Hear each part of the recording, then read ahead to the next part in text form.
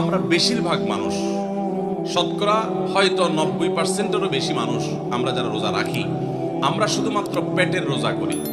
রোজাটা শুধু পেটের না ভাই, রোজাটা পুরো বডির, রোজাটা পুরো শরীরের, মাথা থেকে পা পর্যন্ত শরীরের প্রত্যেকটা অঙ্গের রোজা আছে।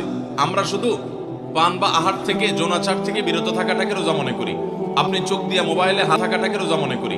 আপনি চোখ দিয়ে মোবাইলে হারাম জিনিস দেখলেন, যে মেয়েকে দেখা আপনার জন্য অ্যালাউড না, আপনি তার ছবি দেখলেন, ভিডিও দেখলেন, সেটা নাটকের নামে, সিনেমার নামে, কোনো ভিডিওতে, কোনো শর্ট ভিডিওতে, টিকটকে, কোনো জায়গা আপনি দেখলেন, আপনি অনলাইনে অফলাইনে দেখলেন, তাহলে আপনার চোখের রোজা নষ্ট হবে। আপনার হাতের রোজা নষ্ট হবে যদি হাত দিয়ে কোনো গুনাহের কাজ করেন। পাও দিয়ে যদি কোনো অন্যায়ের পথে যান, পায়ের রোজা নষ্ট হবে। কান দিয়ে যদি আপনি মিউজিক শুনেন, আপনি গান শুনেন মিউজিক সহ, আপনি হারাম কিছু শুনেন, গীবত শিকায়াত শুনেন, তাহলে সেক্ষেত্রে কানের রোজা নষ্ট হবে। ঠিক একইভাবে আপনি মুখ দিয়ে খারাপ কোনো কথা বললেন, কটু কোনো কথা বললেন, গালিগালাজ করলেন, কারোর সাথে ঝগড়াঝাটি করলেন, তাহলে আপনার মুখের রোজা নষ্ট হবে। পুরো শরীরের প্রত্যেকটা অঙ্গ প্রত্যঙ্গের রোজা আছে।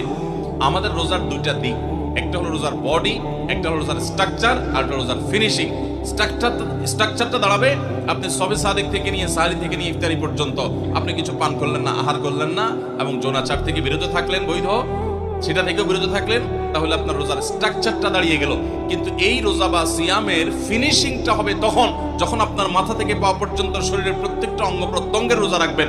শরীরের প্রত্যেকটা অঙ্গ প্রত্যঙ্গ থেকে যখন আপনি গুনাহ থেকে বাঁচাবেন, তখন আপনার রোজাটা পূর্ণতা পাবে।